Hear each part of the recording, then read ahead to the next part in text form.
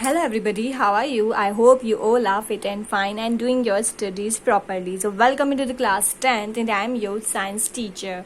So in previous videos we discussed about the chapter number 2, that is the human system. So yesterday we discussed about the spinal cord and the midbrain and hindbrain, and today we will start from the peripheral nervous system. So let's start, guys.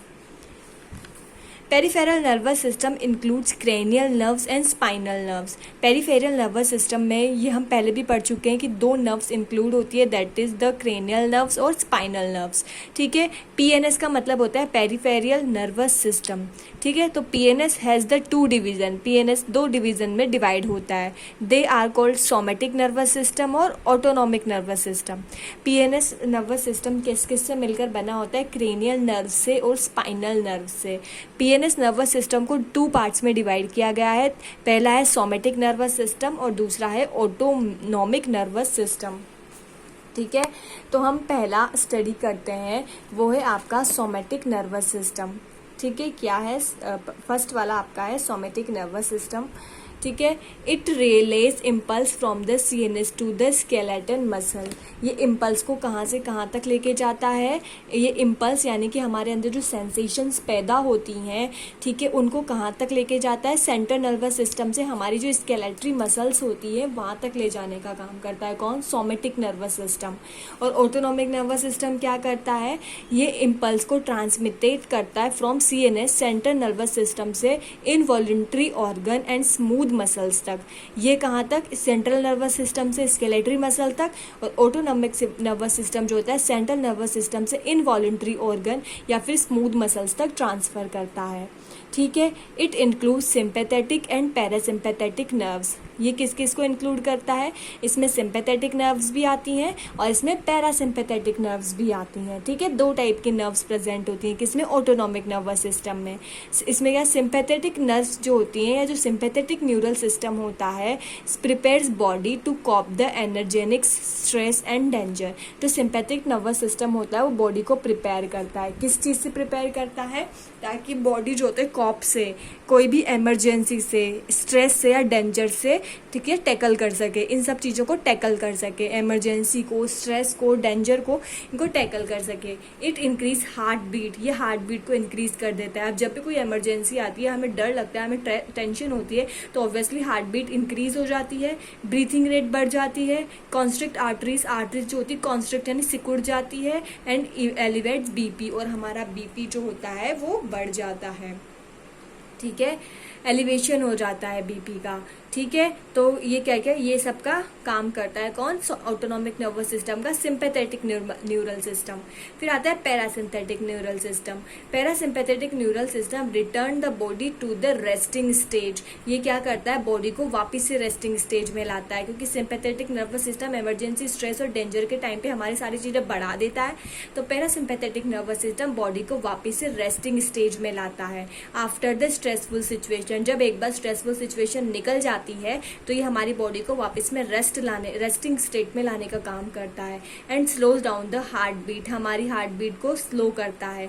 Dilutes artery का size वापस से normal कर देता है. Lowers BP और blood pressure जो हमारा high हो जाता है उसे वापस से कम कर देता है. ठीक है, अब हम पढ़ेंगे न्यूरॉन. न्यूरॉन जो होता है, जैसे हमारे बॉडी जो होती है हमारा, उसका स्ट्रक्चर और फंक्शनल यूनिट क्या होता है? हमारी बॉडी की सेल. वैसे हमारा नर्वस सिस्टम की जो स्ट्रक्चरल और फंक्शनल यूनिट होती है वो न्यूरॉन होता है. क्या होता है बच्चा? Neuron. Neuron is the structural and functional unit of the neural system. हमारा न्यूरल सिस्टम या हमारा नर्वस सिस्टम है उसकी स्ट्रक्चरल और फंक्शनल यूनिट है. It is composed of cell body, axon and dendrite. ये किस किस से मिलकर बना होता है? सेल बॉडी से, एक्सॉन से और डेंड्राइट.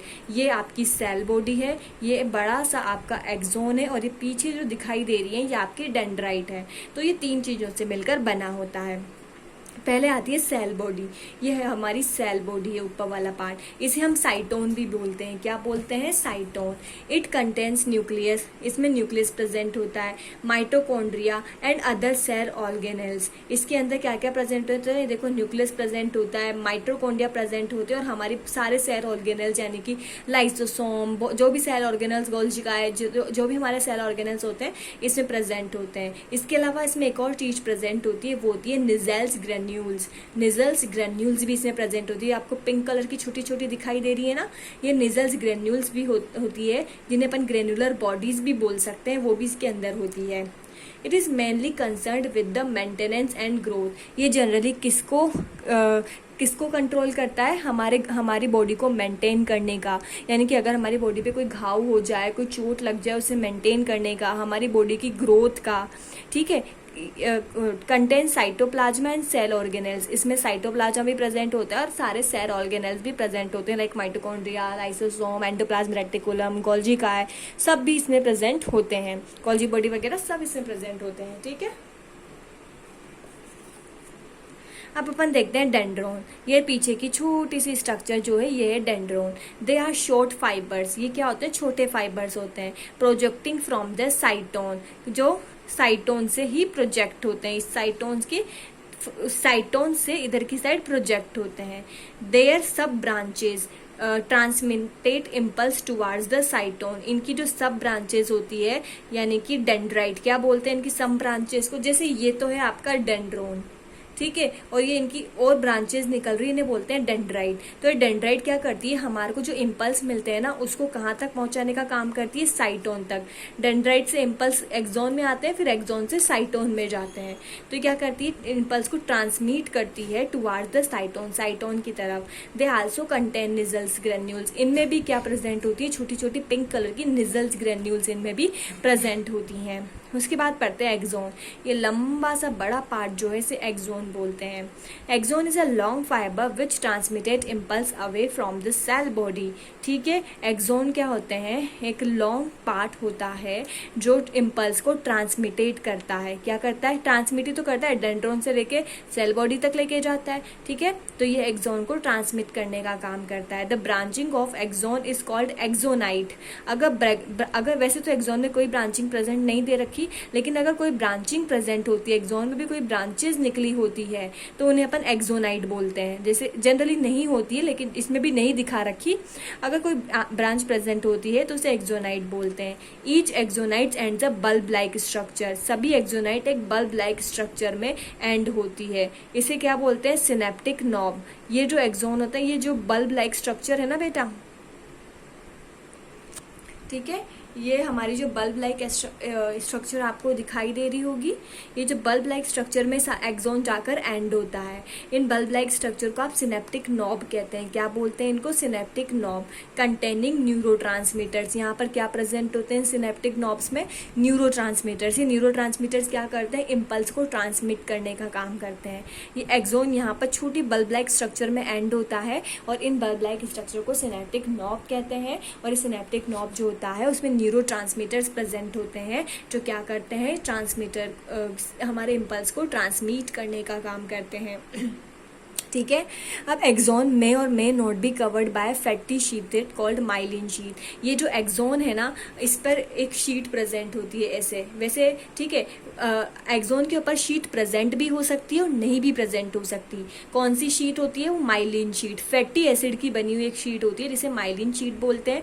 ठीक है। वो एक्सोन के ऊपर प्रेजेंट भी हो सकती है और नहीं भी प्रेजेंट हो सकती। This covering is missing at interval. These gaps on the sheet are known as node of Ranvier. ये देखो, ये पिंक कलर का तो एक्सोन है। ये देखो बीच में जो पिंक कलर का है ना, ये एक्सोन है, और उसकी तरफ ब्लैक कलर की जो कवरिंग दिखाई दे रही है ना, ये है आपकी माइलिन शीट। फैटी शीट जो होती है ना, माइलिन शीट। लेकिन आप देख रहे होंगे यहाँ बीच बीच में माइलिन शीट एब्सेंट है।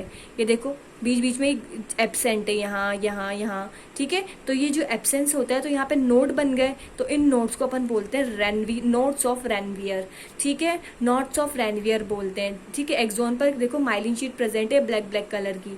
ठीक है। लेकिन कुछ जगह एब्सेंट है, यानी कि यहाँ पर नॉब बन गए। इन नॉब्स को अपन बोलते हैं नोड्स ऑफ रेनवियर। ठीक है। आपको न्यूरॉन समझ में आ गया होगा, 3 पार्ट से मिलकर बना है, तीनों पार्ट मैंने समझा दिए।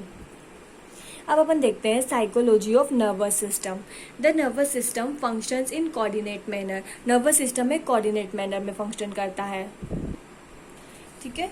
तो द नर्वस सिस्टम क्या होता है, फंक्शन पूरे बॉडी को हमारे सारे फंक्शंस को कोऑर्डिनेट करना।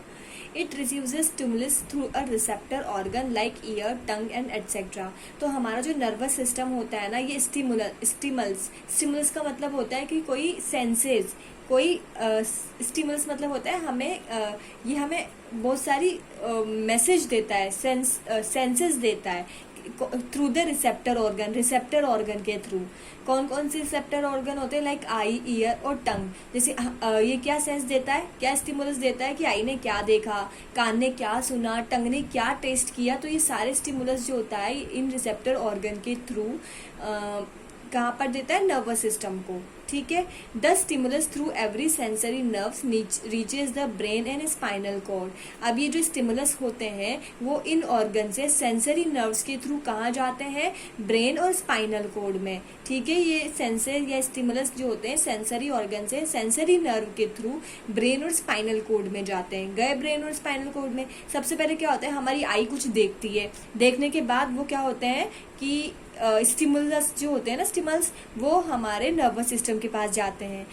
अभी जो होता है ये सेंसरी नर्व्स के थ्रू फिर उन्हें कहाँ ले जाया जाता है, ब्रेन और स्पाइनल कॉर्ड में, ठीक है। Which integrates it and gives action. जो क्या करते हैं, रिकॉग्नाइज करती है इन एक्शंस को कि भाई ये एक्शन है क्या, हमने देखा क्या, हमने खाया क्या, ये उनको रिकॉग्नाइज करती है और फिर एक्शन करती है कि भाई हमने ये खाया या हमने ये देखा, ठीक है।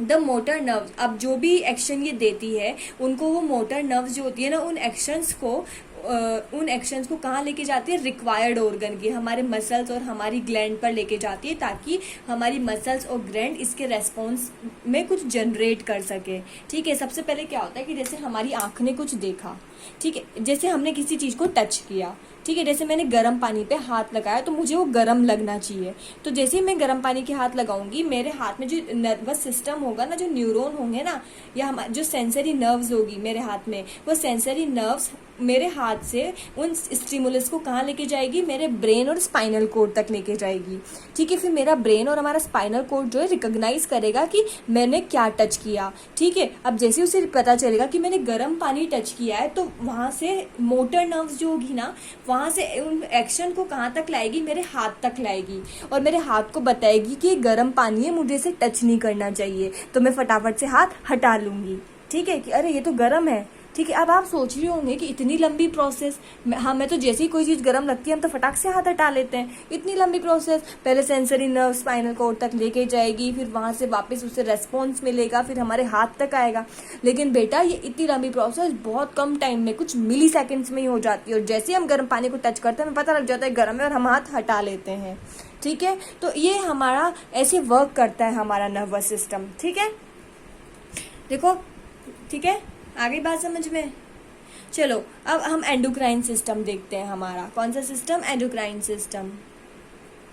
अब इधर देखो एक डायग्राम दिया है, देखो ये आपके क्या है, ये तो है आपका सेंसरी ऑर्गन। आई क्या होती है, आपका सेंसरी ऑर्गन। तो यहाँ पर लिखा हुआ है कि आपका सेंसरी ऑर्गन है। अब सेंसरी ऑर्गन से हमारे सेंसरी नर्व्स होती हैं, ये सेंसरी नर्व्स हमारे सेंसेस को, हमारे स्टिमुलस को कहाँ ले जाती है, ब्रेन और स्पाइनल कोड तक, ठीक है। अब मोटर नर्व्स इसको कहाँ ले जाती है, ऑर्गन्स तक, ताकि हम हमारा हाथ या पैर जो है उसे हटा सकें, ठीक है, या फिर हम उसके लिए कुछ इफेक्ट कर सकें, ठीक है। तो जो सेंसरी नर्व्स और जो मोटर नर्व्स होती हैं बेटा, ये किस में आती हैं, हमारी पेरिफेरियल नर्वस सिस्टम में। किस में आती है, पेरिफेरियल। तो ये यहाँ पर लिखा हुआ है कि भाई ये पेरिफेरियल नर्वस सिस्टम है। और हमारा ब्रेन और हमारा स्पाइनल कोड जो होता है बेटा, वो किस में आता है, सीएनएस में, यानी कि सेंट्रल नर्वस सिस्टम में। तो यहाँ पर लिखा हुआ है सेंट्रल नर्वस सिस्टम, और ये हमारे सेंसरी ऑर्गन और ये हमारा इफेक्टर है, जिससे इफेक्ट होगा उस चीज का, ठीक है। जैसे हमने कोई शेर देख लिया, जैसे ही हमने शेर देखा हमारी आंख को पता लग गया कि हमने शेर देखा। अब आंख से सेंसरी ऑर्गन जो है ना, उसको स्टिमुलस को ब्रेन और स्पाइनल कोड तक लेके जाएगी। तो हमारा ब्रेन रिकॉग्नाइज करेगा कि वो तो एक लायन है, एक शेर है। और जैसे उसे रिकॉग्नाइज होगा, हमारी मोटर नर्व्स उस मैसेज को लेके हमारे पैरों तक जाएगी कि अरे वो तो शेर है, आपको भागना चाहिए। तो हमारे ब्रेन जो हमारे इफेक्टर है वो इफेक्ट होंगे और फटाफट से दौड़ना शुरू करेंगे, ठीक है, आ गई बात फिर से समझ में। तो ये ऐसे ही वर्क करता है हमारा नर्वस सिस्टम। अब हमारा नर्वस सिस्टम कंप्लीट हो चुका है। अब हमारा दूसरा सिस्टम स्टार्ट होता है, that is the endocrine system. ठीक है, endocrine system includes endocrine glands and their secretion called hormones. जो एंडोक्राइन सिस्टम होता है बेटा, उसमें ग्लैंड्स प्रेजेंट होती हैं, बहुत सारी एंडोक्राइन ग्लैंड्स प्रेजेंट होती हैं, और ये एंडोक्राइन ग्लैंड्स क्या करती हैं, हार्मोन्स का सिक्रीशन करती है। हार्मोन्स हमारी बॉडी के लिए बहुत नेसेसरी होते हैं। Hormones are chemical messenger of the body. ये अंडरलाइन कर लो, ये हार्मोन्स की डेफिनेशन है। हार्मोन्स क्या है, हमारी बॉडी के मैसेंजर हैं। कैसे मैसेंजर, केमिकल मैसेंजर। ठीक है, that transfer information from one set to of cells to another. ये हार्मोन्स हमारी बॉडी के केमिकल मैसेंजर होते हैं। ये क्या काम करते हैं कि हमारी इंफॉर्मेशन जो होती हैं वो एक सेल से दूसरे सेल की तरफ लेकर जाते हैं। ठीक है, the glands that pour their secretion directly into the bloods are called endocrine gland. और वो ग्लैंड जो इन हार्मोन्स का सिक्रीशन डायरेक्टली ब्लड में कर देती है, बिना डक्ट्स के, कोई नलियों की, कोई डक्ट की जरूरत नहीं होती, कोई ट्यूब की जरूरत नहीं होती। ये ग्लैंड्स डायरेक्टली सिक्रीशन कहाँ कर देती है, ब्लड में कर देती है। इन ग्लैंड्स को अपन क्या बोलते हैं, they are called as endocrine gland.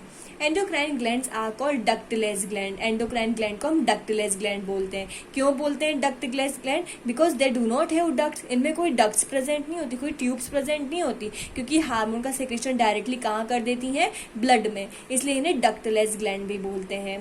The secretion reaches their target through the blood. अब ये सिक्रीशन जो होता है ब्लड के थ्रू उनके टारगेट तक पहुंचता है।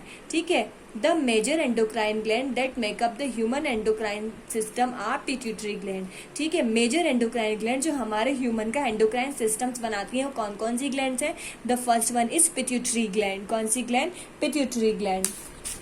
ठीक है, उसके बाद द सेकंड ग्लैंड है हमारी हाइपोथैलेमस। अब आप बोलोगे कि हाइपोथैलेमस तो हमने ब्रेन में पढ़ा था, फोर ब्रेन का पार्ट था ना हाइपोथैलेमस, फोर ब्रेन के 3 पार्ट थे, तो इसका एक पार्ट हाइपोथैलेमस भी था। लेकिन हाइपोथैलेमस भी एक ग्लैंड की तरह वर्क करता है। फिर आती है थायराइड ग्लैंड। कौन सी ग्लैंड, थायराइड ग्लैंड जो हमारे गले में होती है। फिर आती है पैराथायराइड ग्लैंड, ये थायराइड ग्लैंड के जस्ट पास में ही प्रेजेंट होती है। फिर आती है एड्रिनल ग्लैंड। ठीक है, ये हमारी किडनी के पास प्रेजेंट होती है। फिर आती है हमारी कौन सी ग्लैंड बेटा, पीनियल ग्लैंड। कौन सी ग्लैंड, पीनियल, ये हमारे ब्रेन वाले एरिया में ही प्रेजेंट होती हैं। फिर होती है हमारी रिप्रोडक्टिव ग्लैंड्स। ये रिप्रोडक्टिव ग्लैंड्स, ठीक है, दैट कौन कौन, that into testis in male and ovaries in female. ये रिप्रोडक्टिव ग्लैंड्स मेल में तो टेस्टिस होती हैं और फीमेल में ओवरीज होती हैं। ठीक है, ये ओवरी और ये टेस्टिस जो है हमारी, ये टेस्टिस और ये ओवरीज हमारी रिप्रोडक्टिव ग्लैंड्स हैं। ठीक है, बात समझ आ गया। अब पढ़ेंगे हम एक एक ग्लैंड के बारे में स्टडी करेंगे। तो सबसे पहले हम जो ग्लैंड पढ़ेंगे वो है हाइपोथैलेमस। ये सब तो आपको पढ़ ही चुके हो कि हाइपोथैलेमस कहाँ मिलती है, फोर ब्रेन में। It is located in the basal part और diencephalon in the forebrain. Forebrain का जो बेसल पार्ट होता है, यानी जो बेस वाला नीचे वाला पार्ट जो होता है ना बेटा, वहां पर प्रेजेंट होता है हाइपोथैलेमस। तो फोर ब्रेन का जो नीचे वाला पार्ट होता है उसे क्या बोलते हैं, डाइनसेफेलोन। फोर ब्रेन का जो नीचे वाला बेस वाला पार्ट होता है उसे बोलते हैं अपन डाइनसेफेलोन। और ये जो ग्लैंड होती है वो हमारे फोर ब्रेन के डाइनसेफेलोन पार्ट यानी कि बेसल पार्ट में ही प्रेजेंट होती है।